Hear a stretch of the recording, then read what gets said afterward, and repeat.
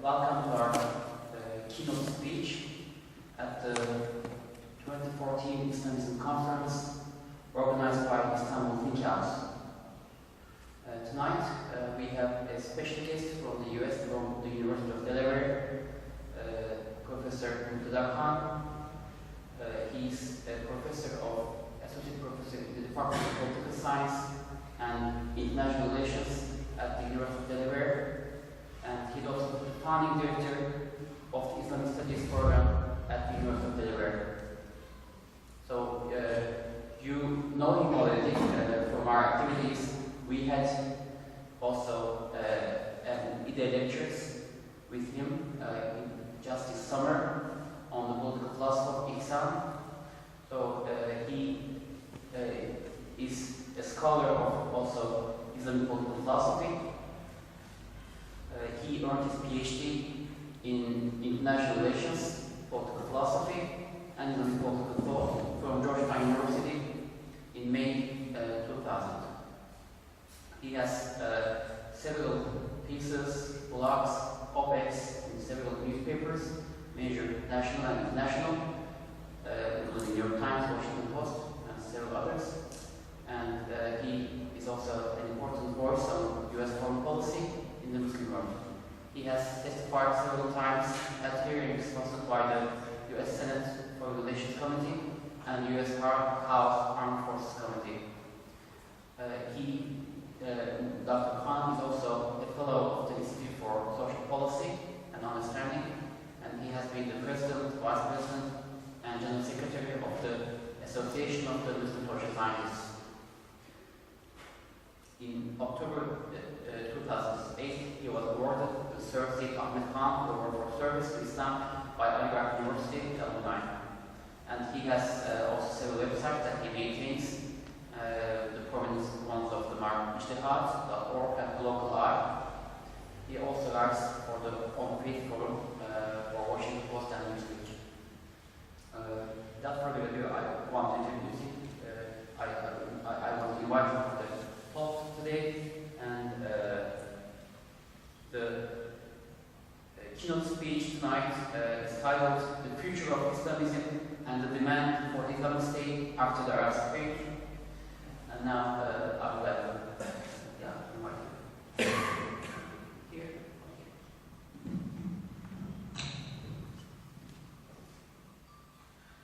Thank you very much, Khalid.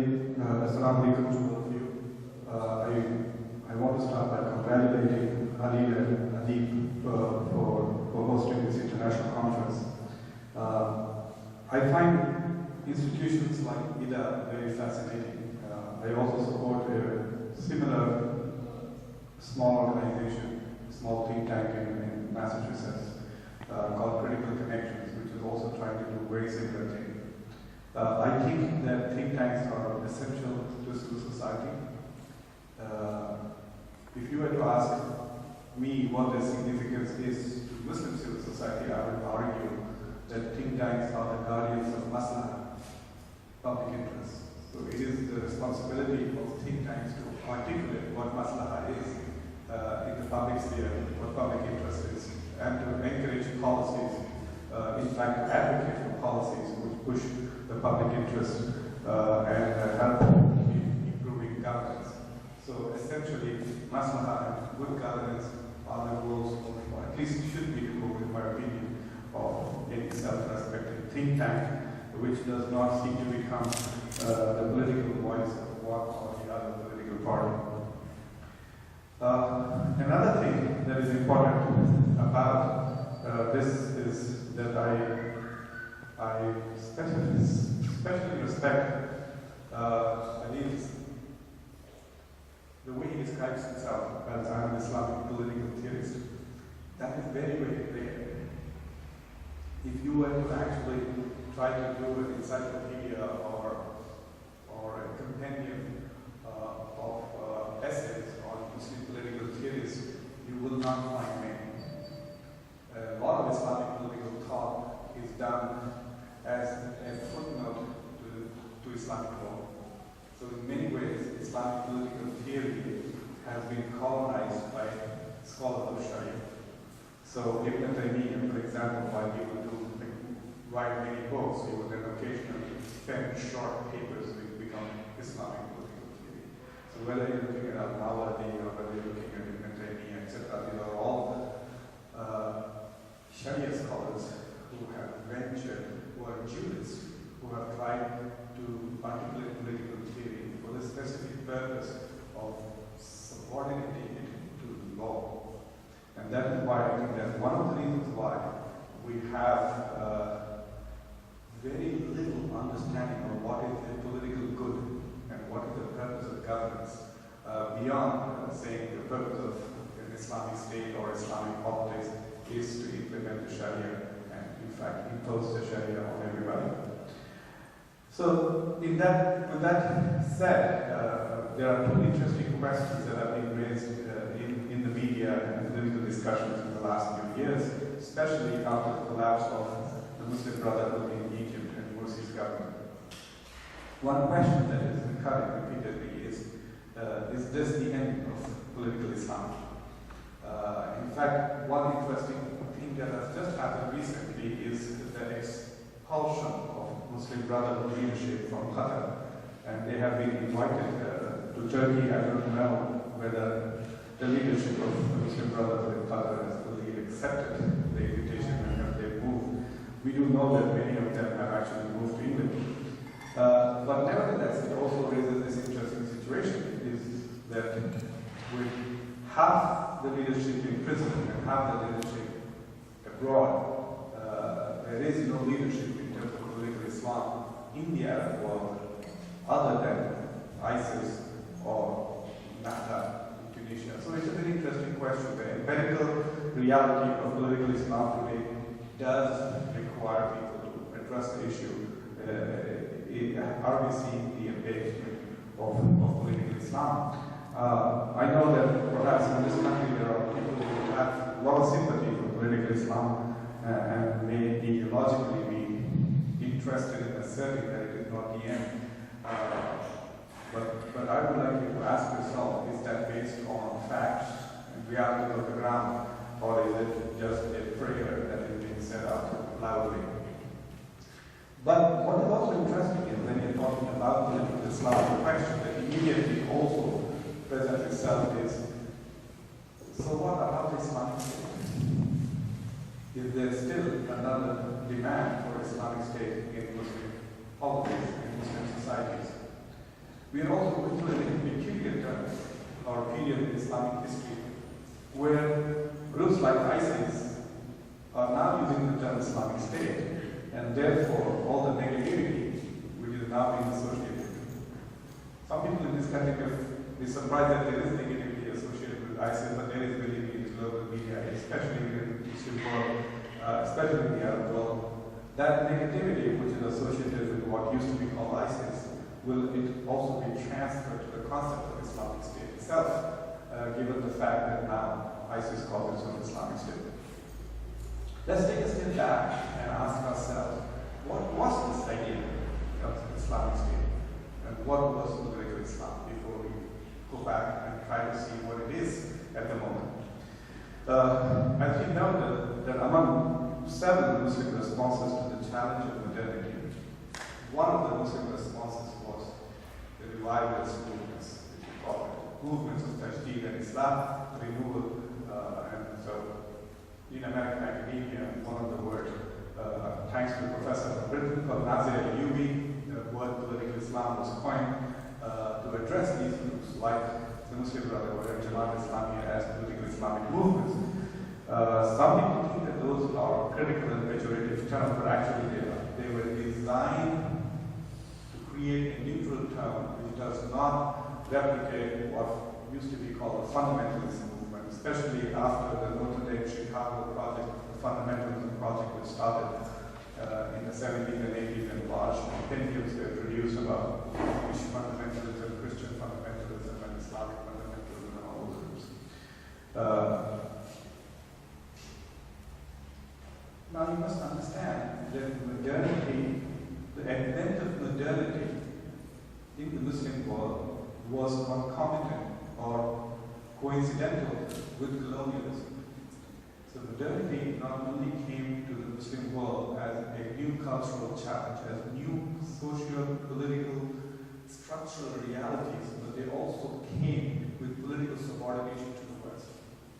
And therefore, for a lot of Muslim thinkers and Muslims who were trying to adjust to the new reality of modernity, adjusting to modernity also coincided with adjusting to the domination of European empires. And therefore, when Muslims decided to resist colonialism and to struggle for independence, in many ways, whether consciously or not, anti-Westernism, anti-colonialism, anti-imperialism also translated into anti-modernity. So Muslims basically threw the baby out with the bathwater, so to speak, even though all kinds of interesting concepts were coined. People talked about modernization without westernization, etc. So in that sense, Muslims have been still struggling to cope with the reality of modernity.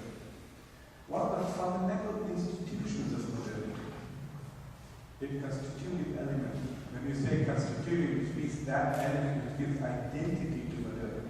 It's like saying when you talk about apple pie. Apple is constitutive to apple pie. Without apple, there will be no apple pie. Similarly, without the modern state, there is no modernity.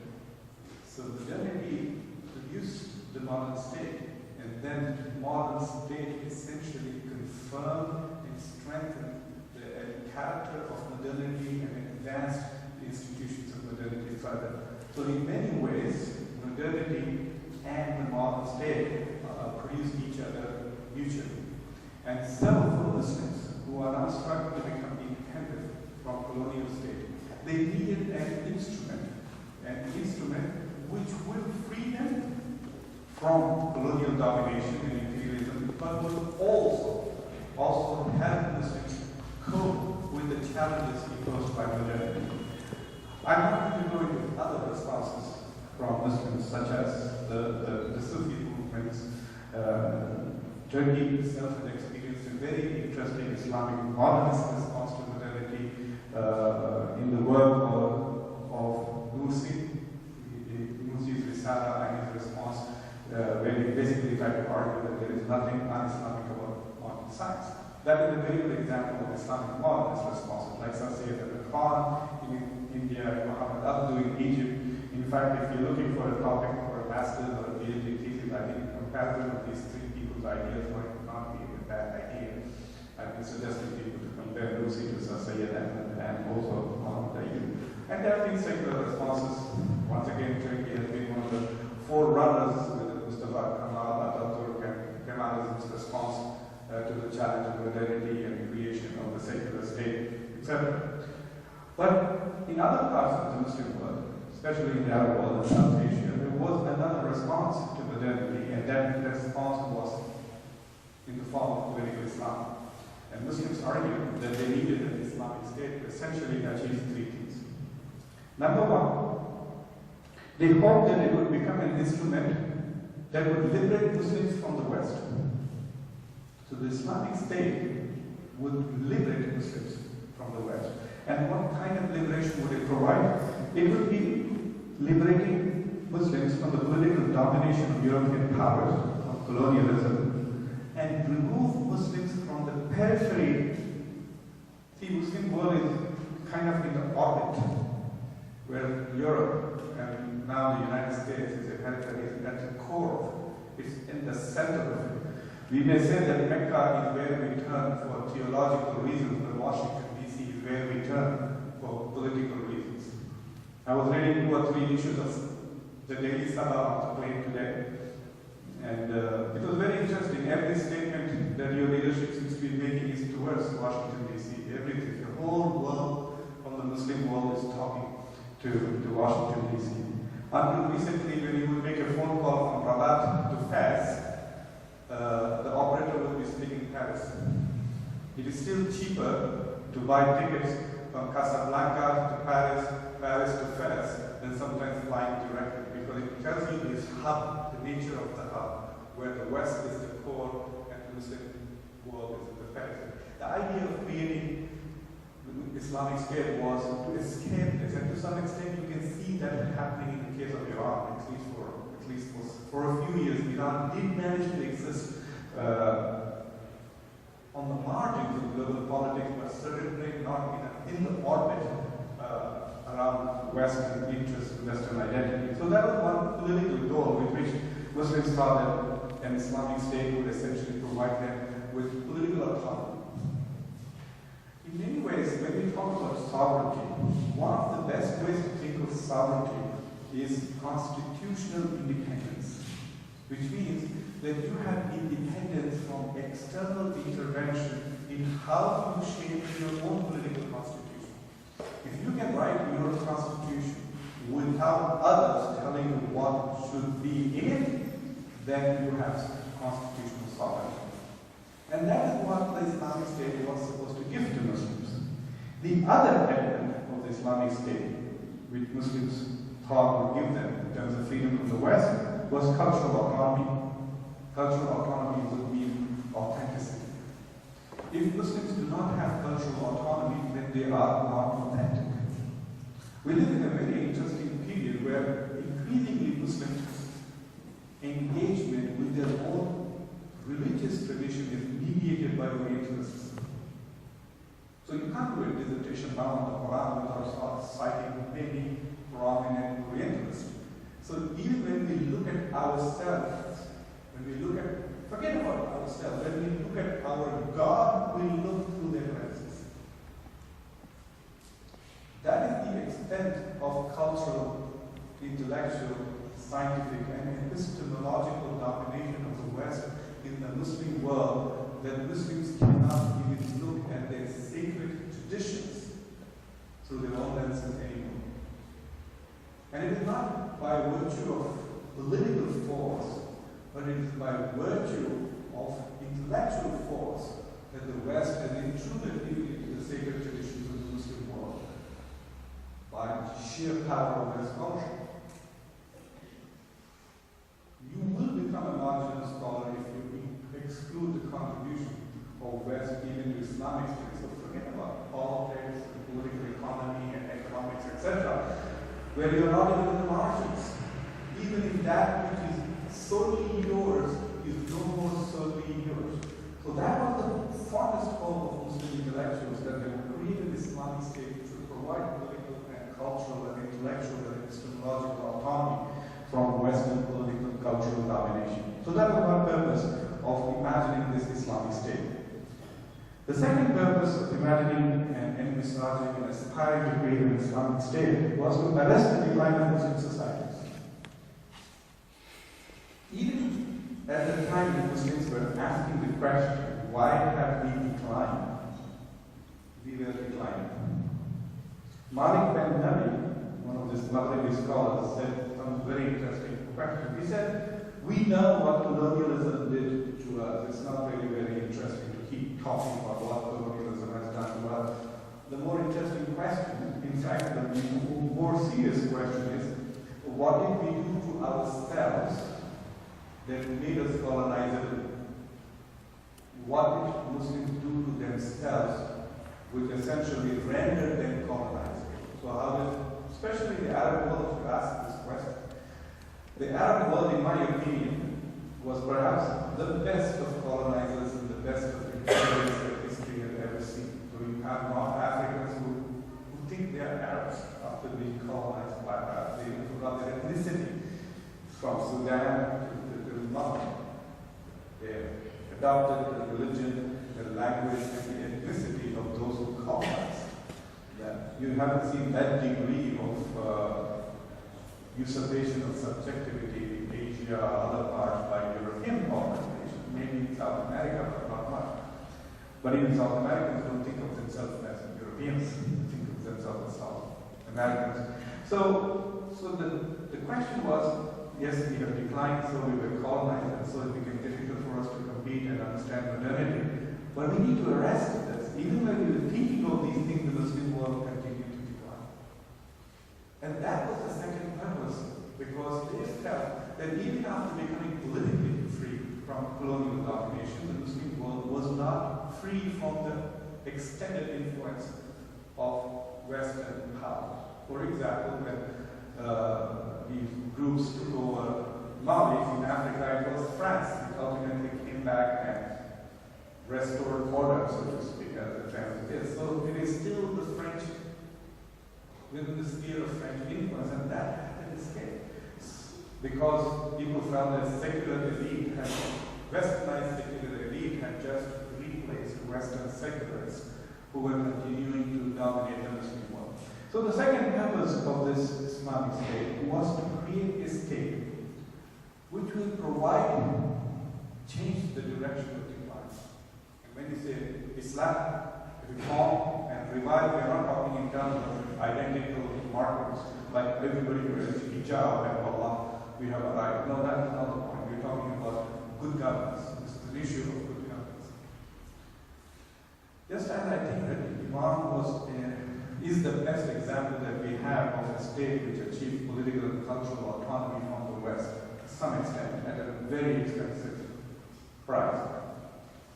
The last 10 years or 12 years of Turkey's politics suggest that Muslims can provide good governance and arrest this continuing decline of management, governance issues, of abuse of resources, of political corruption, management corruption, etc. Financial corruption and economic corruption. If you cannot fix those things, then you cannot be good governance. You can pray 5 times a day and then go and collect bribes. That's not going to make society a better place. So the second part was to fix this. The third and more challenging form that Islamic State was supposed to take was actually not only while it implemented the Sharia, was to reform Islam itself. And that is why many people often refer to political Islam as a reformist Islam. There is a critique of traditional Islam in political Islamic thought. So whether you're reading Hassan al-Banna, whether you're reading Maududi, even if you're reading Ayatollah Khomeini, this whole idea of Wilayat al-Faqih is a complete departure from traditional Shi'i thought. There is no concept of Wilayat al-Faqih until Ayatollah Khomeini shows up. So there is a critique of traditional Islam in reformist Islam. So basically, they did acknowledge that is what political Islam acknowledges, that the way Islam was being practiced in the Muslim world in the 19th century and early 20th century was definitely compatible with modernity. Whether you call it Sufi Islam or whether you call it traditional Islam, which has deviated from the Sharia practices, or whether it has deviated from texts, etc. This deviation was one of the reasons why the Muslim world was intellectually less vibrant, why it was not culturally and politically autonomous, and so they wanted to reform Islam. In order that we create a more vibrant, more vital, and more energetic, especially intellectual society, that will enable the other things to happen. You cannot have a politically dead society and hope to be politically autonomous and culturally autonomous. In order to have cultural autonomy, you have to have a vibrant culture.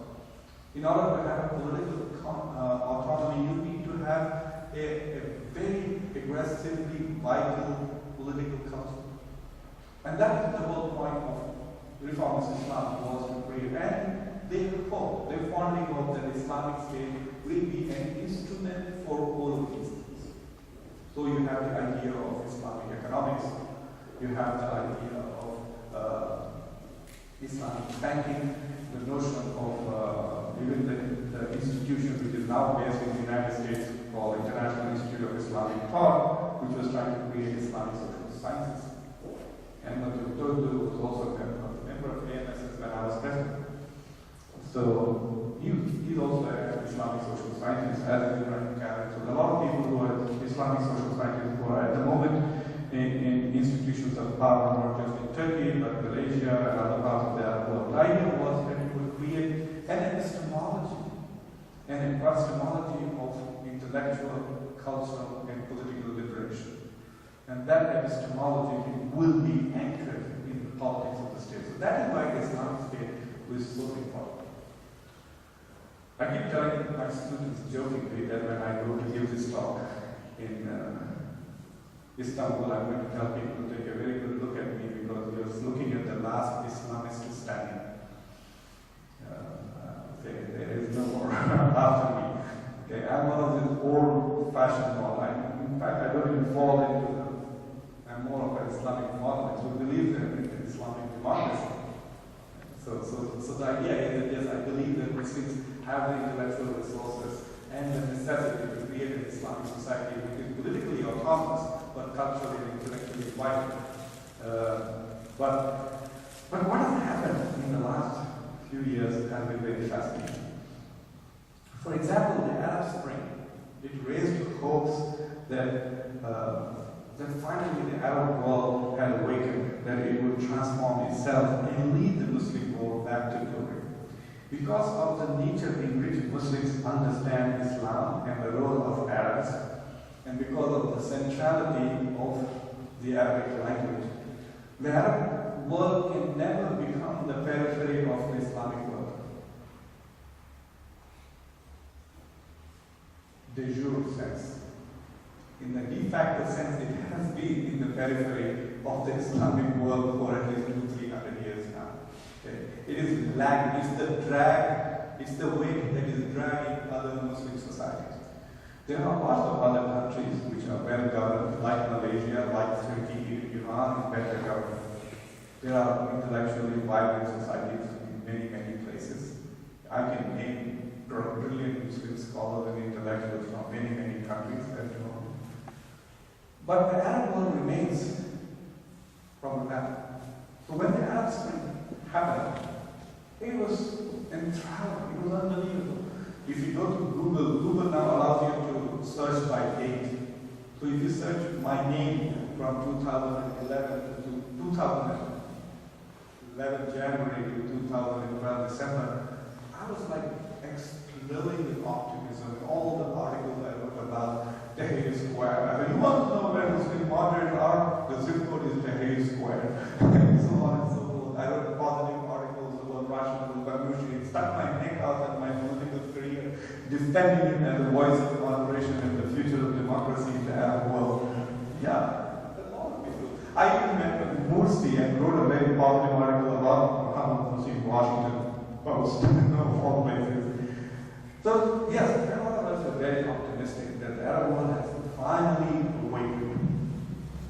One of my professors, in a very interesting way, described this whole process of Islamic revival as Muslims all over the world trying to lift a carpet. You think we're all trying to lift a carpet.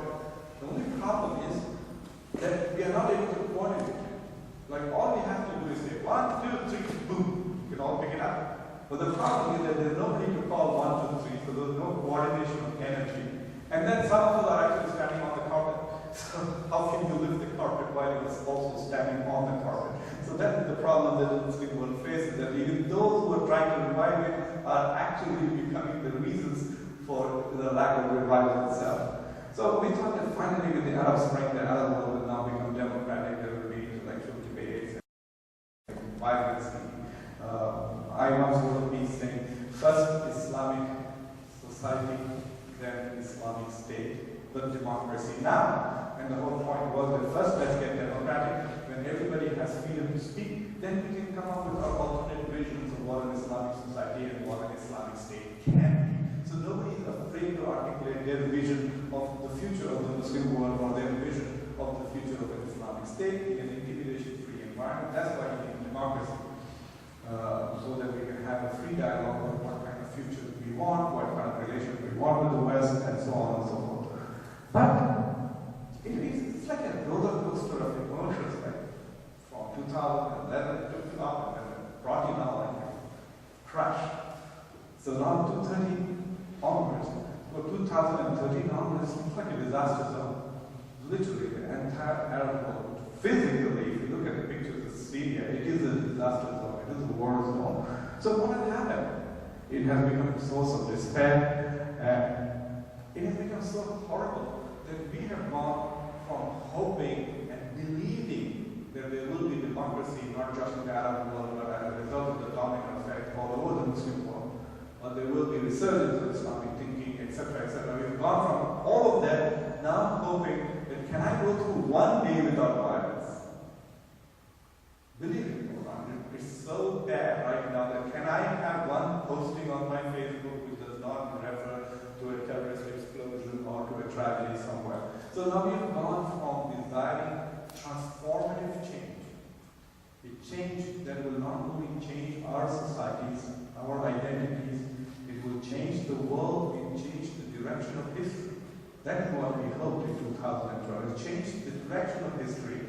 Now, by suddenly, all we are hoping for is a little stability, that is all. Can ISIS take a break for 2 days? Let's not have some violence, let's not have some action. So, now what does that mean? That means it's very interesting to notice because when I started reflecting on this despair, I realized that I had in my enthusiasm, euphoria, and the endorphins that were flowing as a result of what I had seen in Tahrir Square, I had missed the most important marker that Arab Spring killed the Islamic State. Even before the collapse, it is fascinating. First of all, the Arab Spring was not triggered by Islamists. Remember that. They were slow to join it. They were reluctant to join it.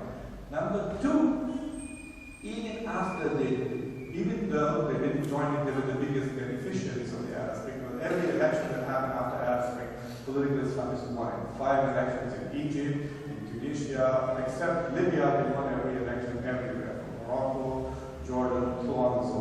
Whatever election was there. But none of them were advocating for an Islamic state. If you remember the famous speech that Morsi gave after, as like a quasi swearing ceremony that he had in Tahrir Square, where he went and told the people in Tahrir Square that there is no higher power than you. He's talking about popular sovereignty. And for 80 years, Islamists kept saying that what is the difference between an Islamic state and Western democracy is that in Western democracy, people are sovereign, and Islamic state, God is sovereign. He never asserted the sovereignty of God. So I'm looking at it and saying, okay, I don't like that idea of your Islamic state, the traditional one that Qutb and Baluti, etc. had articulated. But that was a big thing. It was like an opening to a conversation. That was the thing. That we need to talk about it and have more subtle and sophisticated understanding of what that Islamic state ought to be. There was 1 or 2 weeks where there was some intellectual excitement, where people started talking about Dawla Madaniyah. And then I suddenly realized that Dawla Madaniyah was whatever the speaker wanted. Depends on who spoke. So when Amr Hamzawi, the liberal, was speaking, Dawla Madaniyah was his conception of a liberal democracy, and when some Islamist was using it for his concept of it. I don't know. So what happened is a very interesting thing, and I want you all to listen very carefully. You're not going to like it. I don't care. But I want you to listen. What Islamists have done is they have replaced the aspiration for an Islamic state with the desire for political domination by political Islamists. So political Islamists have become a political party, a cult, a movement, whatever you want to call it. So what they are saying is, I don't care what is the architecture of the state, as long as we are in power. That's where we are at the moment. And I'm looking at it, and I have never, it's like being betrayed. It's like watching your wife dance with somebody else. So what is he saying? It was to be constantly astonishing that all Muslim Brotherhood wanted was power. All it wanted was, you want me to give up Islamic State? I give it up. You want me to drop Sharia from the constitution? I drop it. That's what Manushi did in Tunisia. What do you want me to give up? Tell me. Please give me power. I want to be president by hook or by crook. I will give up everything. That's what they are saying. And to me, what's the point then? What is? So the question now really that you need to ask is, what is Islamic about this new Islamic state that people want? And what is Muslim about Muslim Brotherhood? During the time of Hassan al-Banna, there were some Muslim brothers who were indulging in terrorist activities. So after they threw up some bombs, I read that Hassan al-Banna said, "Lays the Muslim, lays the Quran." That they are neither brothers nor Muslims. So the question now is, what is Islamic about the Islamic State and what is Muslim about political Islam? What do they really want if they are going to give up all the key elements of their desire? So I don't think so. If you look at what is happening now, the key election of Tunisia is going to be very fascinating. You will know it will be a kind of referendum on not just how Mahda governed, but also on the learning capacity of Islamists. The reason why Mahda, in my opinion, made all these compromises is because of what they saw happen in Egypt. They were just shocked to see what happened to Morsi and to Muslim Brotherhood, and to make sure that that was not repeated in Tunisia, they backtracked on many other issues. Now they're presenting it as a virtue, but that was not. That was pragmatism, and we know Rashid al-Ghanouchi has been known for his pragmatism. But the vote is going to be interesting because it is going to be a vote on whether people believe that Islamists are learning. But also what is fascinating is the role of AKP in the Arab Spring. AKP not only presented itself as a model to be emulated. The AKP's success is anchored on its economic performance. It's about good governance. It's not about religious activities. It's not the religious identity. Many people vote for that, but the reason why they continue to be successful is because of good governance. So instead of going and pitching good governance, they actually pitched Islamic identity and also secularism at the same time, which was kind of odd. And so you heard Ghanouchi publicly reject Erdogan's suggestion that we are a model, and he said Turkey is not a model. Even though if there is any country in the Arab world for whom Turkey can be a model, it is Tunisia, given the secularizing experiences of Turkey under Ataturk and Tunisia under Ben Ali. The closest country that can actually integrate Turkey could be Tunisia, and even they publicly reject it. So what really happened is very interesting. That perhaps the party and the country that can best lay claim to be an Islamic state in the Muslim world denies its Islamicness. And claims that we are a secular state, which is different. In my mind, there is no doubt this is the most Islamic of countries and most Islamic of states in the Muslim world, relatively speaking. And I've been to Malaysia, I said, I've seen most of the Muslim world. So I'm thinking this is the most Islamic, and I hope you remain as you are today. But they deny that they are, and those who deny Islam in their Islamicness assert themselves as Muslim brothers with Islam. So after the reversal of Morsi, it became fascinating if you look at the rhetoric, at least in English, from the Muslim Brotherhood. All they are saying is that it's as if they have taken Shahada in elections. The only thing they have to say, we want elections, and elections are sacred. Elections outcomes are sacred, you cannot reverse it. How can you become Muqtedar after elected? That is what they are trying to say. If you have elected Morsi, he has to come back. If you don't, you become Muqtedar. It is kind of like that. They say that elections have become sacred. Nothing else matters to them now. Because A, they believe that they have the numbers. So once they have numbers, so democracy is.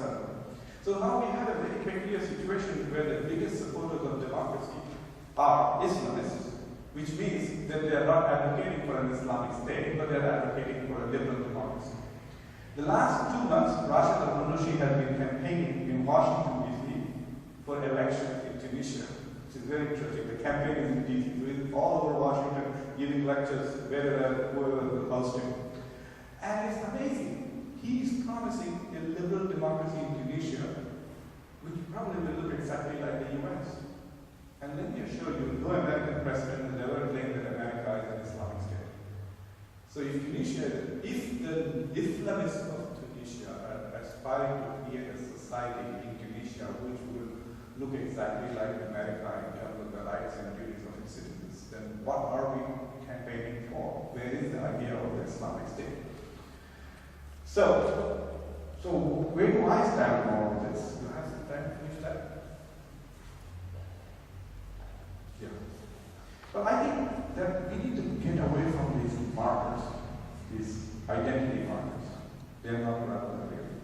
The issue is not Islamic State, but the state of Islam. That is what matters. It does not matter what the structure of your governance is. You could have a caliph who is a drunk, so what? But you could have somebody who is not, I don't know, a caliph, but who provides good governance. What would you choose? Muslims have had debates in the past when they talk about Yazid, for example. But we have had the discussions, and Muslim scholars have even said that it is better to have a non-Muslim ruler who is just than have a Muslim ruler who is unjust. So we have kind of answered the question. We don't want a nominal Islamic state which does not provide good governance. We would rather have a secular state which provides good governance, provides you freedom of religion. What more do you want? So that is the thing. So we need to change the conversation. I have suggestions for the future of political Islam is number one. Before I want to make one interesting comment, you must recognize that constitutions of countries are essentially aspirational documents. Which means a constitution is not an empirical reality. You say this is what our values are and this is what we aspire to be. These are what our values are, these are what I aspire to be. Take a close look at the constitution that the Muslim Brotherhood wrote and approved of, 66% of the vote. It is fascinating. If you see it as a constitution for a democratic society, then it falls very short. Because it privileges one religion, it privileges followers of one religion, it privileges one particular sect of that religion, so it privileges Sunni fiqh. So the entire constitution is held hostage to Sunni scholars, Sunni fiqh scholars of Al-Azhar University. So it's not very democratic either. So if you look at it as an Islamic state, it again falls short. So it is neither here nor there.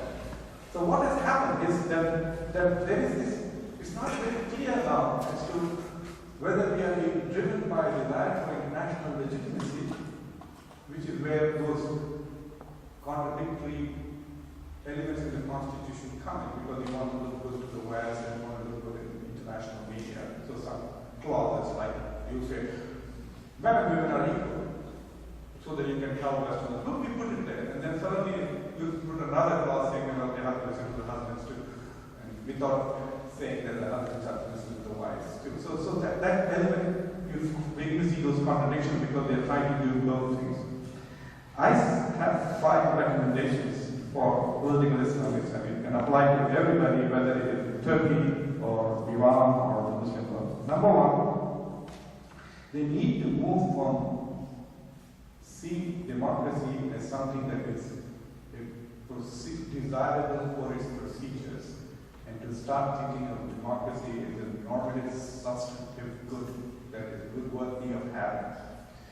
That means that you don't advocate for democracy just because you think you have 48% of the vote, and that you will win every election no matter what. All you have to do is to release some conspiracy theories and your people will vote for you. And that's why you like democracy, because you're so sure of winning elections. Democracy is not just about elections. Democracy has the fundamental norms. And I think that until Islamists and Muslims generally understand the normative worth of the value that democracy advocates, they will not have actual democracy. If you're praying salah to show others that you're a Muslim, that prayer will not have any value. That's what I'm trying to say. If you pray for us to understand why you pray is to communicate with God and get close to God, and it doesn't matter what. So it's very important to see whether it's an instrumental approach to democracy or it is a normative approach to democracy. What I saw in the Arab Spring was instrumental. The Islamists thought that they would win elections, so they advocated for a democratic model. And then they tried to subvert the values of democracy in the constitution that they wrote, and the manner in which they started governing and therefore lost complete credibility.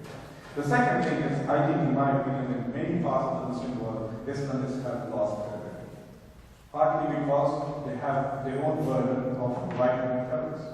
So when people stand up and tell me that if Morsi is going to restore, then there will be terrorism, and terrorism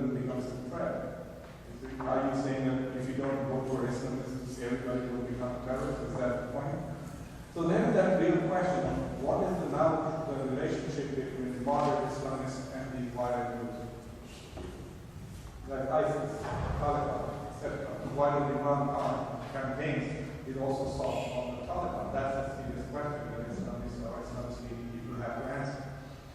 So their credibility is at stake. Number three, that Muslims and Islamic groups of Islam would be focused on Islam as an identity and think of Islam as a reservoir of values. It's about values, not about identity. Number four is to move from ideology to practice. I think it's only in the Muslim world where the word ideology is used positively. This is our ideology. No, ideology means that knowledge has been corrupted by power. That is the meaning of ideology. Where knowledge and values are subordinated to the interests of power, then that becomes ideology. So if just takes your religion is an ideology, then you must understand what you're telling me is that your religion is now being employed to pursue political goals. And that is just a source of mobilization. And finally, we need to have a really serious conversation about what we say and mean when we say that we will implement the Sharia. Whose Sharia? Or which Sharia? When? Like for example, if you have somebody running for elections in Bosnia and saying, I will implement Sharia, I want to know, because when Pakistanis say they will implement Sharia, then they are talking about death to blasphemies. I want to know whether this candidate in Bosnia also means that or not. So that is a very serious thing to do. Is we need to have a very serious conversation where Sharia should not be used as a word to legitimize yourself as pro-Muslim, but as something much more substantive, as does it fulfill the maslahah at this time? Does it fulfill the public interest of Muslims at that time? So it has to be measured. It has to be measured in the balance of public interest. And by definition, the Sharia ruling cannot contradict public interest. And that's an important thing to understand. So if you have a Sharia ruling in your head which contradicts public interest, then you don't beat the public into accepting the rule. You need to revisit your understanding of what the Sharia is. Thank you very much.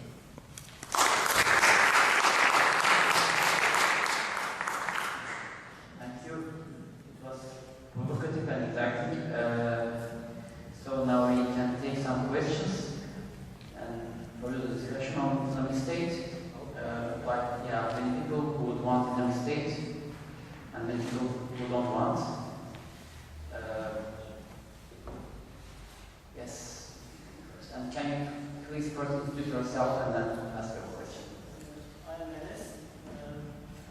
I would like to ask a question in the light of this topic concerning the revolution in Pakistan. Should we put the revolution of Pakistan, Tahrir Qadri and his friends, inside the category of political Islam or which one? It's a very good question. It's a question I've been dodging for 1 year. When Tahir Qadri issued the fatwa, remember the fatwa against jihad? He had a whole book. I wrote a very positive review of his fatwa in Washington Post. But at that point, Tahir Qadri is a Sufi cleric from Pakistan who was in asylum in Canada. So while in Canada, he wrote a 500-page fatwa against terrorism, arguing that terrorism has no place in Islam. So I wrote a very positive review of that in Washington Post, but I hadn't realized that the print version of the fatwa had not yet come out, because I had seen only the electronic version of it. So now if you see the print version of it, my endorsement is, the full back page is just me endorsing fatwa and Tahir Qadri. So it has put me in a very awkward position because of his current politics. But what has happened is, I would submit that you take a look at Tahir Qadri in the light of what has happened with Ali Juma of Egypt. Ali Juma was so quiet during the Arab Spring. And then suddenly now he's turned and he has kind of endorsed Sisi, and some of his opinions which are available on YouTube are very shocking, that he's advocating tyrannical approach to attacking the Muslim Brotherhood, etc. As long as Tahir al-Qadri and Ali Juma continue to see themselves as Sufis. One is from the Qadri tradition, the other is from I think, the Shafi'i Tariqa.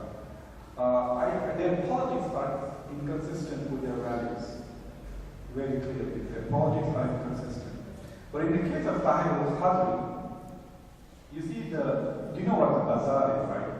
Bazaar is the small businessman. Right? The small businessmen in Pakistan are all supporters of Sufi Islam. And suddenly, the radicals and the terrorist groups and political Islamists started attacking Sufi shrines, like in Diwar, all over Pakistan. And one of the most important shrines in Pakistan a couple of years ago was bombed, suicide bomb, etc. So now it has freaked them out, literally. And they say, well, we need to fight this and counter this.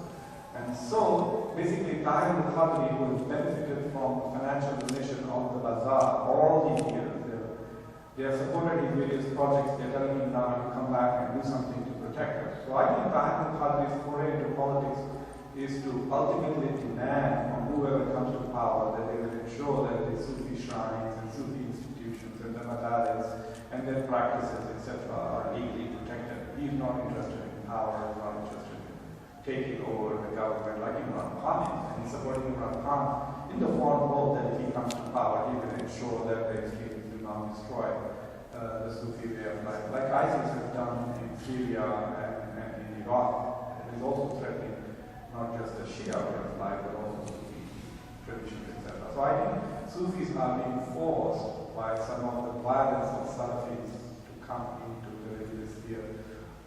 Sufis have launched a political party in Lebanon a few years ago, and then very recently even in Egypt. So it's in that light you should think of them as Sufis who are being forced to enter into the dunya because the way things are going in the dunya is threatening their akhirah. Yeah. I was wondering, you talked some about political and cultural sovereignty, and I was wondering if it's even possible when it seems like a lot of, I guess, political Islam movements are kind of an impulse against something or to create something, kind of in the context of something else. So even if it's not using, influenced by other laws, it still seems like it's an impulse against it.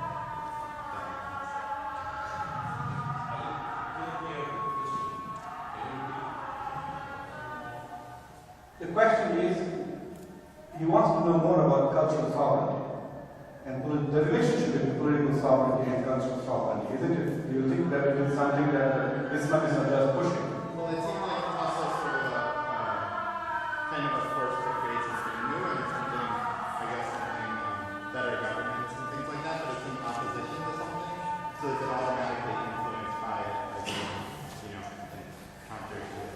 Well, the thing is that there are two things. Everybody seeks genuine cultural autonomy. Okay? Now, sometimes it has political implications. Like in Turkey, cultural autonomy means, oh my God, then the Kurds can have their own schools, Kurds can have their own university, can have their own television. For many years, we didn't recognize their language, now their language is recognized. Look at Morocco, for example. The Amazighi language was not recognized until recently. The Berber identity is not recognized. There is no Berber television, so on and so on. So cultural autonomy kind of threatens nationalism, right? For those who are in power. But those who are not in power, let's say you're in a secular state and you want to do dawah, then you need to create some space where the state doesn't prevent you from doing dawah. I go to the Jarahi Tekke. You know Jarahi Tekke in Karakumruk? You know Jarahi Tekke? I like that place because that is the only place in Turkey where you have had non-stop signal for more than 300 years. Okay, that room. I like that room very much. I'll be there this Thursday night. You should come. I'll buy you a flower. Now, how did that Tekke survive? Can I just think? Because by sheer accident, they had registered as a music association and not as a Sufi tariqa. because they also had musicians. So it was a sheer bureaucratic accident that the Jarrahim had registered as a music association. So they never got on the list of the secularists as something that needs to be shut down. So what happened was, this cultural autonomous space that the secularists allowed Islamic institutions to survive. So when political Islamists, etc., are talking about cultural autonomy, they are basically saying there is room to do that. Right? Now they're talking of pluralism. Have you noticed? Muslim Brotherhood's slogan is pluralism. Listen to Bagnoshi and some of the politicians. The Brussels resolution supporting Muslim Brotherhood which came out, they are asking for pluralism. But they are asking only for political pluralism. Which means they are saying that there should be voices for various political approaches in society. So you have the secularists, so the Islamists will also have a voice. So to create a political space for Islamists, they call it for political. But when they were in power, they didn't like the word pluralism. Because they were not interested in giving religious pluralism to Christians and others. In Egypt, you have only 4 religions: Muslim, Christian, Jew, and other. So if you are a Hindu or a Baha'i, you have to check mark other. And that other is a recent change, very recent. So in the 1990s, if you are a Baha'i, you were forced to accept one of the 3 religions. So Muslim Brotherhood, when it came to power, did not advocate religious pluralism, but once it's kicked out of power, is pushing for political. Now the problem is, those are cynical approaches, right? But cultural autonomy is absolutely necessary for any society to be vibrant, to be critically vibrant. If your kid is interested in doing certain kind of art, and if he's not afraid that his dad or his teacher or the mayor or the prime minister is going to attack him, his creativity is curbed. There will be a lot of hit and miss in culture and autonomy. But if you provide cultural space, which is not controlled by the state, it will allow the engines of creativity and free thinking and independent thinking to grow in the society. That's why it is not an accident that in free societies like Britain and the US and Europe, not only do you see cutting edge work done in social sciences, work also going on, because the space is there. If you shut one, you will shut the other, definitely. You cannot assume that we will provide people intellectual freedom, but not cultural freedom. It's not possible. Freedom is freedom.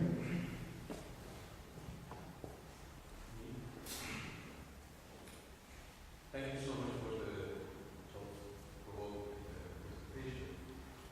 I have a few comments. I wanted to just see your idea on that. Yeah, a little louder. It seems to me that the idea of I'm Iranian, so I know that the countries are Iranian. Did you yourself? What? Can you did it yourself?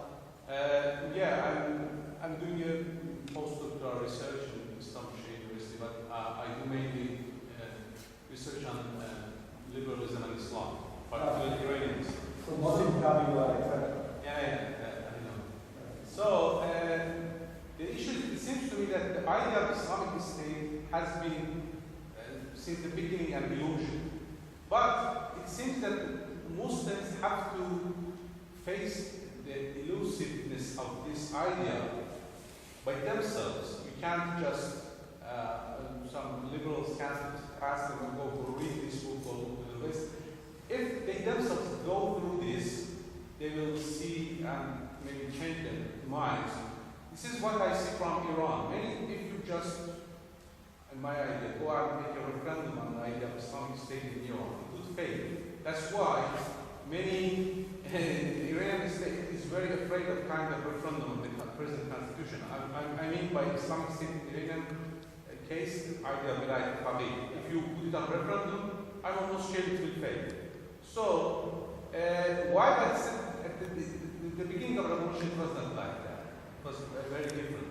So it seems that In order to the individual, the autonomous individual to rise, it seems that Muslims have to go through this process. Iranians did it 35 years ago. It was very costly, but the costly because of the war in Iraq and also economic sanctions. They have, I don't deny, they have benefited some things, including a partial independence as compared to Shah.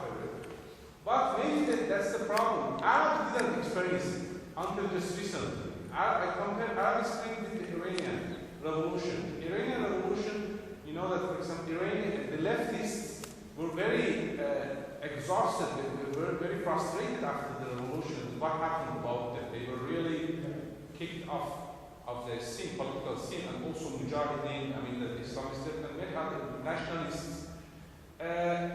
More or less the same, it seems to me, another Sunni version of that happened in the Arab world. In Turkey, it's more complicated. It seems somehow to be Turkey is also getting through this by AKP, but in more peaceful and more democratic way. But still, these Muslims are checking some of their ideas. Yesterday, the Khalid Ibrahim's presentation, they heard this distinction between the justice-based Islam or like pragmatist Islam.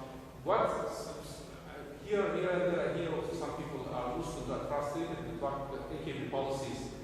They were maybe at the beginning they were more hopeful to be more democratic, becoming more authoritarian. But do you accept that this is kind of ideal Islamic? You have to go through it too. Well, I don't disagree with anything that you're saying. So for example, Abdul Karim said something very interesting. He said, what happened in 1979 was not the real revolution. What is happening now is the real Islamic revolution. But what you have to understand is, Abdul Karim said this. He said that about 4 years ago. So he said, what's happening now is the real Islamic revolution. In Iran. He's not in Iran. Yeah, in Iran now is the real Islamic revolution. See, the thing is that in order to be transformative, see, the whole purpose of these revolutions and is double transformation. You transform yourself, and then you you create a state which is an agent which will transform you, and then you will transform the world. That's the goal, isn't it? That is the purpose. That's what Ayatollah Khomeini taught them. The Islamic revolution will change Iran from a secular Iran to a truly Islamic Iran, and then this Islamic Iran will change the world. And that is why we took on the great Satan and so on and so forth. But in order to be able to transform yourself, you have to have a degree of maturity. Like, for example, if we don't give our kids the freedom to learn, they won't learn. And they won't become transformative agents. So I think that for society also, they need that autonomy to make that mistakes. They need that political autonomy to go down that path and say, oh my God, this is wrong. And then we need to back off. Unfortunately, because of the Sunni rejection of Shiism in general, Sunni Islamists and Sunni societies have not learned anything from the Iranian experience. The learning has been zero, which is terrible. From the Iranian revolution. Like, for example, Iranians before the revolution kept talking about Sharia, it was all about Sharia. Afterwards, it was all about Darura, Maslaha, and the whole government run on necessity and public interest rather than Islamic law. So no one is reading texts, sacred texts, they're dealing with how to control population, so on and so forth. So the Iranian revolution could have provided a great laboratory for the Muslim world. What it did is provide motivation, that's it. Oh, if Shias can do it, why can't we do it? So they got really excited in the 80s, the Sunnis. But they didn't learn from it. The Turkish experience is very interesting. I think that the secularists provided certain public goods which the soft Islamists in Turkey have exploited. Okay? Which is a secular environment and an appreciation for democracy. Now the question is that AKP has milked the institutions which the secularists have created. The question is, can it strengthen them or will it corrupt them? And we are at that point now in Turkey. I came to see whether Turkey will strengthen Turkey's democracy, provide political freedom and cultural autonomy to those who are not of Islamist orientation, or will it go the other way? Sometimes when I listen to Turkish leaders, I'm horrified. They seem to be saying, when I grow up, I want to be like Mursi. After seeing what happened, do you see what I mean? I'm listening to some of the speeches of very prominent leaders here, and now in 2014, they seem to be saying that when we grow up, we hope to become like Mursi, and we are so fascinated by the Muslim Brotherhood. If you dream about Mursi, and if you dream about the Muslim Brotherhood, God forbid Turkey will become like Egypt. Is that what you want? You want to lose the very institutions that Muslim Brotherhood failed to bring about in Egypt, right? So that is it. That's why I meant that AKP should stop gloating on its electoral victories and focus on strengthening the institutions of democracy. Because they are going to have a demographic advantage for a long time until they have another Islamic party. See, this is not truly. If you have two Islamic parties in the world, the environment in this country will change suddenly. Now there will be real democracy, real competition. Then it is not about hijab or giving one speech against Israel and having the best trade relations with Israel at the same time, So Turkey is doing what people would say, running with the hare and hunting with the hound at the same time. And that cannot be sustained. So I think Turks are also experiencing their own aftermath of Arab Spring in a much more stable and less volatile fashion than, say, the Arab world. Everybody in the Muslim world is going through that. Even Pakistan is going through it right now. And I think the Turks should be more looking at what the future of their democratic institutions are, whether they're worthy of fighting for and preserving. And I think that is a serious question that perhaps can be deep for the next conference, as to have Turkey's democratic institutions been strengthened in the post-Arab Spring environment or not. It's Gökhan Sümer from University of Essex, PhD candidate in law, also in Istanbul University Faculty of Law. I would just bring from the role of the institutions in consolidating democracy and promoting democracy, maybe. And I want to link this issue with the question of who will define the Sharia and who will say the last word about the Sharia, what is the Sharia in Islamic State. And I want to bring this issue on Islamic constitutionalism and the Constitutional Court in the process of defining Sharia and as a mediator between the actors of the state and actors of the civil society and defining the meaning of the conflict within Sharia. We can discuss it in the context of Pakistan or in the context of Egypt.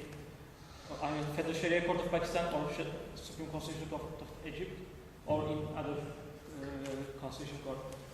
See, the problem with Muslim world today is it is dealing with, you have to play the game with the cards that have been dealt to you, right?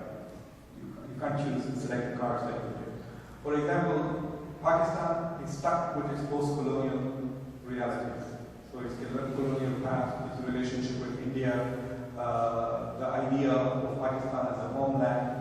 So it is stuck with, Pakistan was treated as a homeland for Muslims, which was supposed to be a liberal democracy. That's how the founder Jinnah talked about it. There was no discussion of an Islamic state. They were not aspiring to create an Islamic state at all until later on Maududi and Jamaat Islamics, etc. And the dictators used the Islamists to basically legitimize their non-democratic governance by using Sharia, like Ziaullah used it in a very cynical way. So it is obvious that the Muslim elite, whether Islamists or not, are using Sharia as a legitimizing term. And in Arabic it becomes very problematic because the word for legitimacy is Sharia. So when someone says in Arabic Sharia, you don't know whether he's talking from the Quranic basis or he means legitimacy, So what is happening is that because Sharia has been invoked as an instrument for legitimizing politics, Sharia courts will also be exploited. that way. It happens everywhere. Like, for example, even in the United States, it's supposed to be so stable an economy and democracy. Our struggle to decide who controls the Supreme Court. An unelected body of 9 people basically decide what is halal and what is haram in America. Period. You need 5 votes. 5 people in America decide this is halal, this is haram. And so that both parties keep fighting and trying to control. And that is a struggle to control and define what is the public good. And the Sharia courts roles are that. But right now, like for example in Turkey, the Sharia courts have seen themselves as guardians of secularism, for example. That is how they see themselves constitutionally. And for reasons which shows political immaturity, AKP is not saying what it really wants. Which AKP wants a serious conversation on Turkey's constitution, isn't it? Off the record, they will tell you that there are lots of things in the Turkish constitution that we don't like, we want to go, we want to rebalance the power between the executive and the judiciary. Eventually, it can be achieved through democratic and consensual means. So we are not yet. Unfortunately, the last 2 years in Turkey, as well as Pakistan, has been divisive. There is divisive politics. Identity politics being used, saying, I may be a horrible guy, but I'm your guy, so vote for me. Don't vote for the other guy. You know, that kind of politics is being employed here. So yeah, I may be corrupt, but you know what? He's worse than me, and so on and so forth.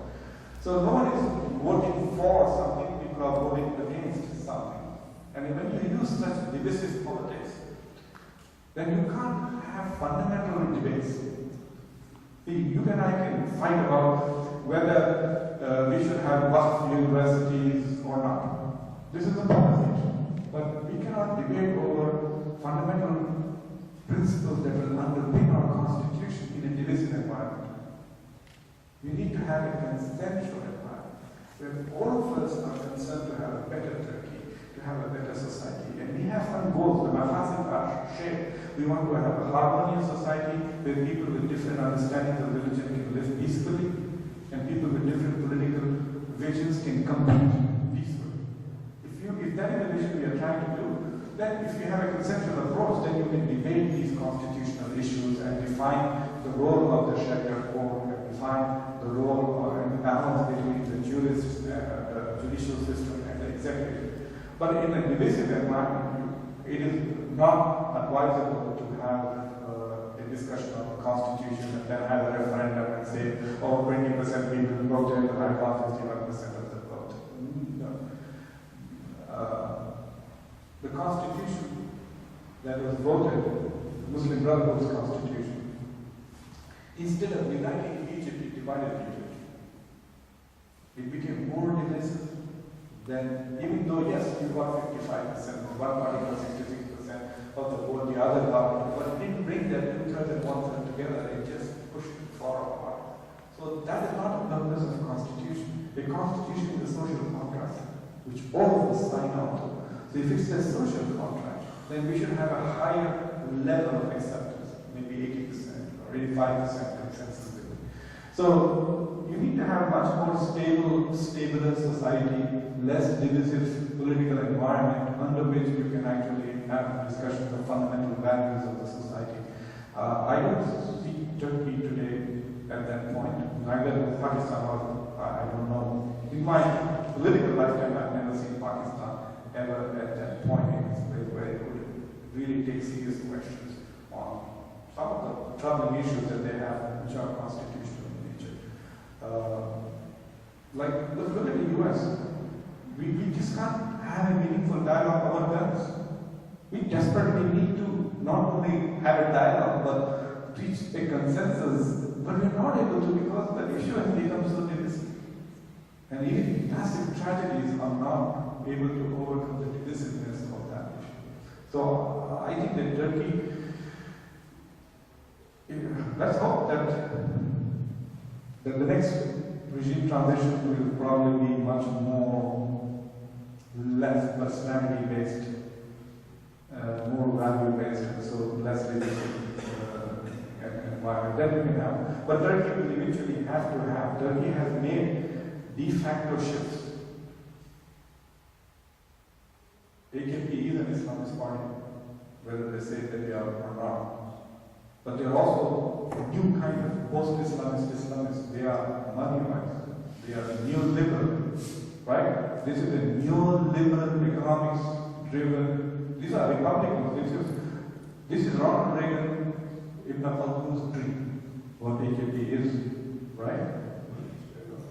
Ronald Reagan would love AKP. This is what he would tell the Republicans you ought to be.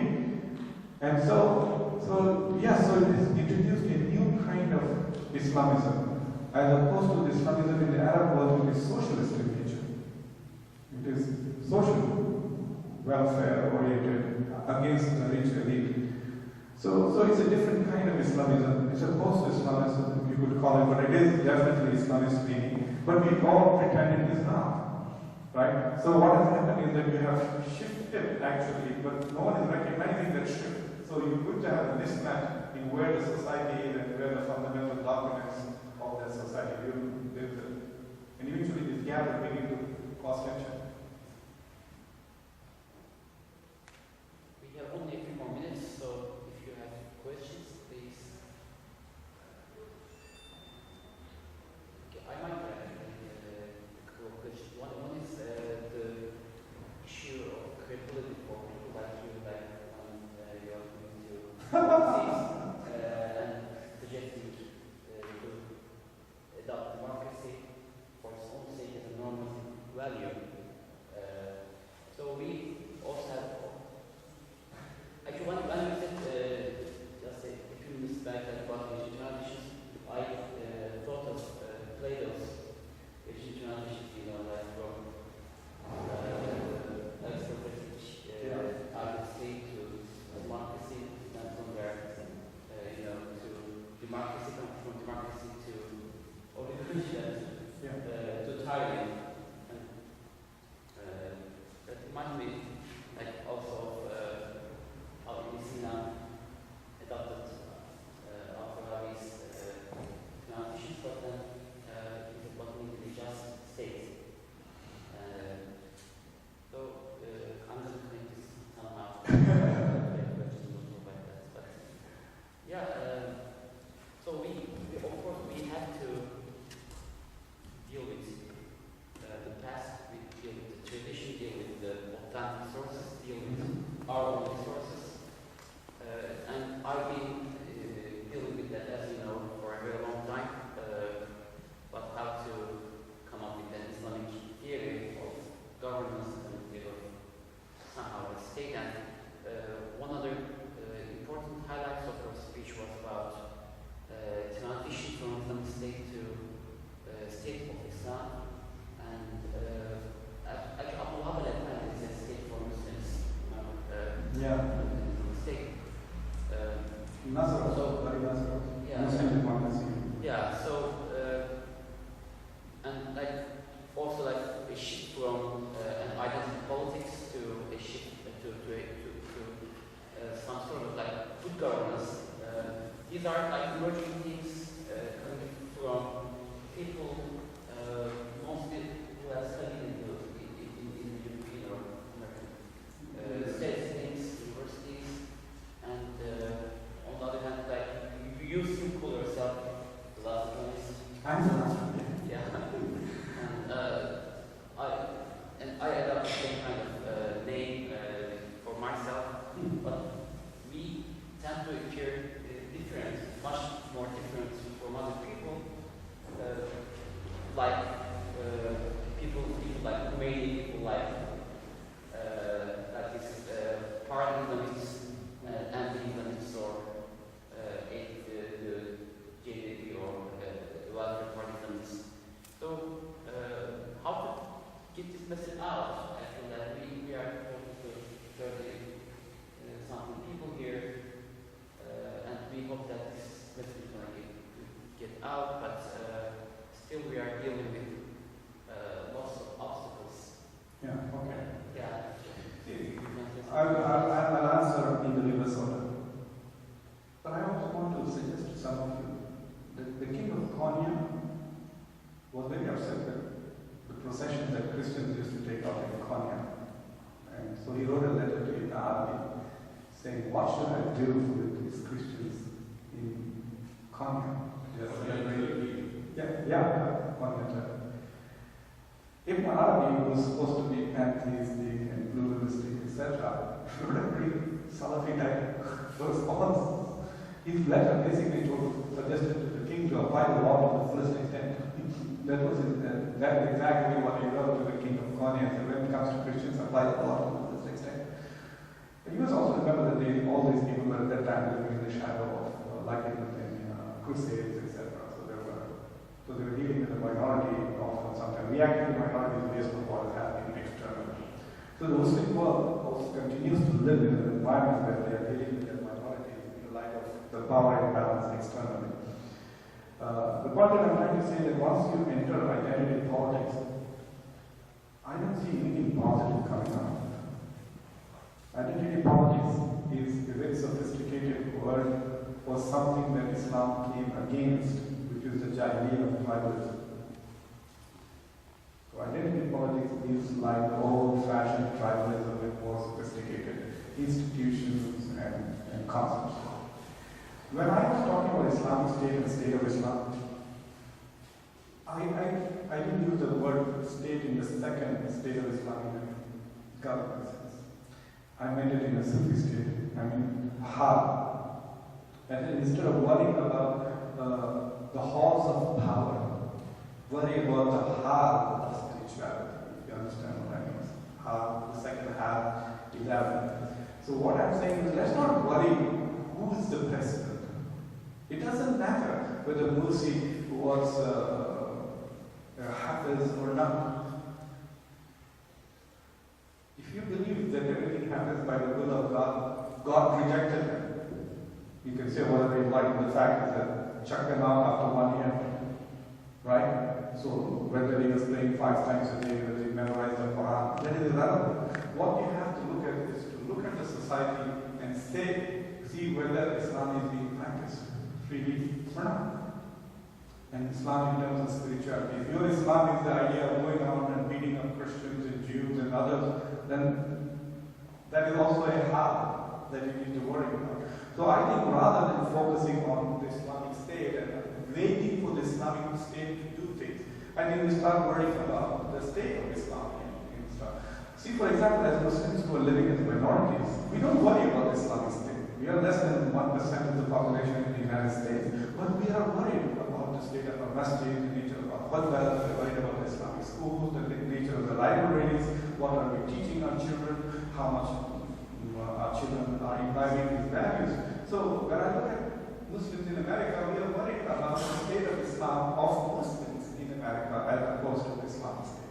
So that was the point I was making. As far as transitions are concerned, I think I'm forgetting who wrote that book, but there was an interesting book which looked at various pathways to modernity. Different countries have had different pathways to modernity. If you look at Japan, if you look at India, if you look at China, if you look at European and the United States, many countries have found different ways to go. China has retained, Japan, China, India have done a pretty good job of retaining traditional values to some extent while modernizing and excelling at it. And the Muslim world is actually failing at both.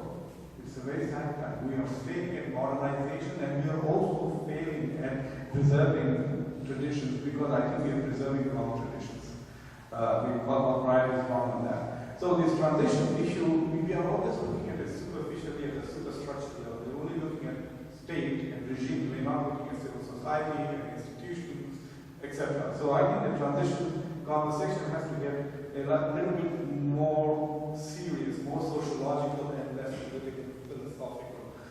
It's not the regime type that matters, but it is the state of civil society or the how of the civil society that matters. Now, as far as the credibility of people like me are concerned, well, if you don't like me, obviously I'm a CIA agent. I don't know what to say about it. I just pray with you guys. That should be enough for any Muslim. But let me tell you this. Imam Ali said something very interesting. He said, don't pay attention to who is saying it, pay attention to what is being said. So you should worry whether I'm an Indian or an American or a Muslim or not. If my arguments and contentions stand up on the merit of their argument, then you should face them. And if they do not stand up on the merit of the reason, the evidence that I provide, then you're welcome to reject it. But you must also understand that there are two reasons why a lot of exciting intellectual work in many aspects of Islamic thought is happening in the West. A lot of interesting, in the last 5 to 10 years, some fascinating political theoretical work. For example, why Allah's impossible state. You guys probably remember, he was here in August. Abdul Wahab, who leads a secular state. Hashim's secular liberal state. And then you also have Abdullah Naib's. So you have had so many interesting political theoretical work coming. I can't think of anything equivalent coming out of the Muslim world. And I haven't even mentioned Tariq Ramazan's radical reform. So there are lots of interesting works coming. Primarily because of the quality of education, the rigor of scholarship, the habit of rigorous scholarship, the availability of advanced social scientific concepts, the long tradition in Western social sciences of paying attention to empirical realities. They are Muslims themselves, most of the people you mentioned. Yeah, they are all Muslims except Wahidullah, who's one of the most pretty prominent scholars of Islamic Sharia, who is not Muslim. Wahidullah is not Muslim. I don't know what he is, but he's not Muslim. Yeah, and but in other areas, also in the area of Sufism, for example, Hamza Yusuf and others are also doing a lot of interesting work. Like Sheikh Murad from UK is doing very interesting work. It's because of the cultural environment, because the West is providing a global public good of an environment where scholars and people are able to think and pursue freely. What has happened is that the West has gifted the Muslim world with a new Islamic tradition of thought. The West has gifted the Muslim world with a new tradition of Islamic thought. I actually wrote a short piece in which I listed people like Luay Safi, Taha Jabir al-Albani, the idea of Maqasid al-Sharia, the idea of Fiqh al-Aqaliyah. All of these are coming from the West, which are being pushed by Muslim scholars who are living in exile, or Muslim scholars who have grown up there. In the next 20, 30 years, you will see brilliant converts to Islam who are right now in PhD programs, young Muslims who were born and brought up in the US, who are coming up with both neo-traditionalism and, look at Joseph Lombard's book. He's a neo-traditionalist. He's going back to the old-fashioned way of doing work. So I think that because the environment, intellectual environment is there, and resources are provided to scholars, they are able to push these and ask questions freely. I'm not very sure that even in countries like Turkey, where some of the new laws of your academia, which have been restructured just last year, I'm sure if you are a person, if you are a professor in Turkey, you should be a little bit more scared today than you were last year, right? So if you don't have freedom of thought, then we should forget about thought, right? That's the whole point. And unfortunately, the Muslim world has a really bad track record on it. All the way to Allah talking to white Allah. And so, Allah's case, we have had this tendency, the oppression of people who would not accept that the Quran is made. We have had episodes in Islamic history in the past, classical period, and even now, where critical thinking is not allowed. I don't understand if Quran is the word of God, you think that any human reason can be so powerful that it can be constructed? No. So I don't know why Muslims are so afraid of human reason. When it is so fallible, it is so fragile, it has profound limitations, and Muslims everybody from skeptics to postmodernists have pointed out the fallibility of human reason. It is important, this whole idea, go back shura. Shura idea, the idea of governing through mutual deliberative consensus. How can we deliberate? How can I give you mashwara if there is no freedom? If I told you what I think we should do and you're going to kill me, how can I then give aid? So even to do something so simple as to have a society which governs itself, conducts its affairs through shura, you have to have autonomy and freedom. And if you look at shura as not just consultation but deliberation in order to ultimately reach each man. If you want to have deliberation, which means you have to have these kind of institutions where what we are doing is public deliberation, right? And then if there is a momentum coming out of it, then you can go and then do mashwara with the government and say there are all these interesting ideas. Maybe the government of Turkey should endow think tanks. Endow, like you have what's? Like create what's for think tanks with complete freedom. And you know, Nizam had already done it. The idea of creating endowments for university was so that professors had freedom of thought. Muslims invented the idea of tenure. I don't know whether you know it. And now very few Muslim countries have tenure. I keep getting job offers from Malaysia, and the first question I have, do you have tenure? I said, no, come back here. There's no way I'm going to a country which is going to fire me because they didn't like one speech or one article. Right? So that is very important. You cannot have Islamic society without freedom of thought. Yeah, very short. Okay. That's what you said is very interesting. I remember that something when you mentioned about different Arabs, and maybe somehow, and other Muslims facing the modernity of democracy. Is it right that about Arabic people, their Islamic, the fact that their Islamic identity and their national identity, linguistic identity coincide? I mean, that for them being Muslim and being Arab is such mingled with each other because of the language of the Quran, which is in Arabic, that for the rest of the Muslims, it's not like that. For the Pakistanis, Indians, Iranians, Turkish, and that has caused some problems with them. I mean, that for them facing modernity, they can't distinguish one from another. Put another way, those countries which have dual identities have less problem with facing modernities as compared to Arabs which have only one. Well, you can pursue that the direct accessibility of Quran takes away the mediation of hikmah. Takes it away. Because not every time he can have things he can understand the Quran. No, just because you understand it linguistically doesn't mean you understand it philosophically or legally, right? In the Muslim world, outside the Arab world, the rest of us are a little bit more careful to jump into conclusions.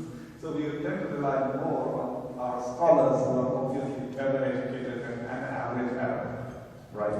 So that is an important thing. But I want to point out, especially to you, that the new book that has just come out called The Mirror to the Muslim Prince by Meherzad Burjurdi, you know him? Meherzad is a professor. He comes here every summer and speaks at This is Syracuse University. Yes, yeah. He comes to Bashir. What's the name of the Bashir summer school, yeah.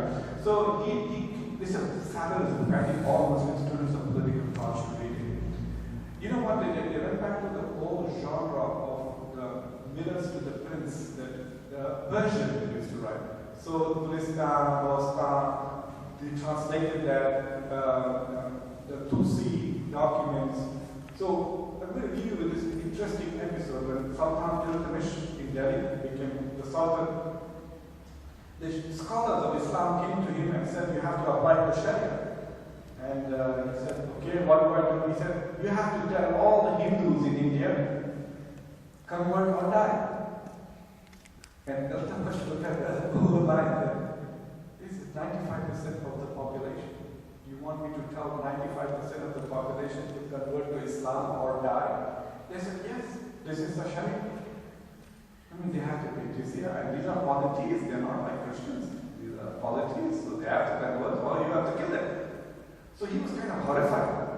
So one of the ministers said, well, let them go, I will introduce you to other Muslims. So when he brought the Sufis said, what nonsense is this?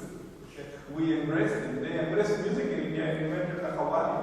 And so it's a different thing. So they went by these, so they call it the akhlaq literature. So the Mughal Empire based its political philosophy more on akhlaq literature than Sharia sources, because they realized that the ideas that were coming from Persian thinkers of Islam were much, much more conducive to a multicultural, multi-religious society than that was coming from Sharia-based scholars from the Arab, like Ibn Taymiyyah and others, right? So they went into that interesting way. And I'm looking at it, and if you actually look at the text, I don't know why people think of it as secular, because they are very religious. They quote hadith, they quote Quran, they start with the khutbah. So it's very fascinating. So they have some 2 or 3 texts which are translated from the Persian. So that is why we find that today in the Muslim world, whether it is the Malays and Malaysia and Indonesia, whether it is the Asians, whether it is India, Pakistan, Bangladesh, Sri Lanka, we all have women heads of state like Bangladesh, the Muslim country, where in the last election, whoever won the election, they would have had a woman heads of state. Then you have Iran, then you have Turkey, they are all non-Arab states which are in various stages of transitions to democracy. There is democracy in there. The media, the free press in Pakistan is unbelievable. There is a lot of, Iran is definitely more democratic than the United States in 1960s. Or for that matter, Iran before this Islamic state. So there are transitions. These are all stages of transition. We should not see them as end products. Nobody is an end product. Everybody is in the process of becoming. The Arab world needs to ask itself, what is it about the Arab world when the democracy deficit persists? It's a very serious question. And they can't hide behind the dialogue and say Islam and democracy. No, that is an unnecessary way. Other non-Arab Muslim countries are struggling through transitions. But the Muslim Arab world is stuck with the real monarchs, kings who can say, off with your head and your head will go away, And so it's a very serious question, and it has something to do with the interpretation of faith. I have no doubt about it. With that, let's call it a day. Let's call it a night. Thank you so much for this great enlightenment speech. Now, this is the second day of our conference, and we have one more day tomorrow, so let's get ready for tomorrow. And the gist of the whole thing for me was when we recognize our identity, we had to do some identity politics, but let's now move on from identity from the name to what is named. And this is actually Afghani characteristic for me when I was in the Afghani. I found this kind of thing. Islamism, not the name, but what is named, not the Islam, but Islam. So I think this is what we have to achieve for our next generations. So, and see you tomorrow.